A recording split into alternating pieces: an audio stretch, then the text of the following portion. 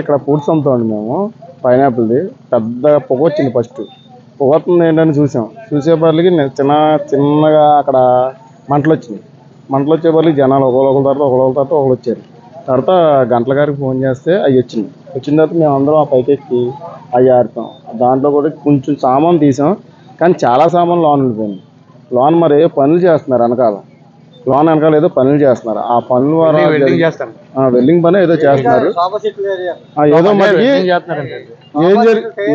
లోన ఏం జరుగుతుందో కూడా తెలియదు.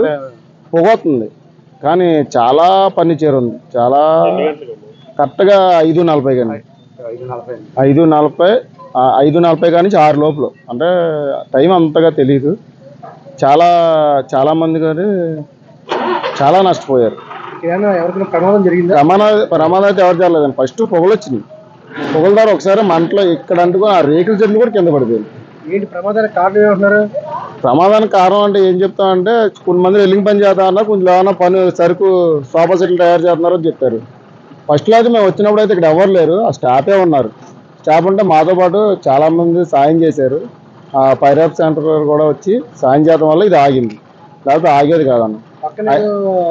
అమ్మగారి ఆశ్రమం ఉందండి, దాంట్లో కూడా మంటలు వెళ్ళింది. కానీ దాంట్లో గ్యాస్ బండ్లు అవన్నీ తీస్తాం మేము వెళ్ళి తీసి ఆ పైకెక్కి ఆడితే కానీ ఆడలా. 4 గంటల కార్లు వచ్చినాయండి, అంటే 2 వచ్చినాయి. మా వాటర్ బాటిల్ బాగా జరిగింది అంతే.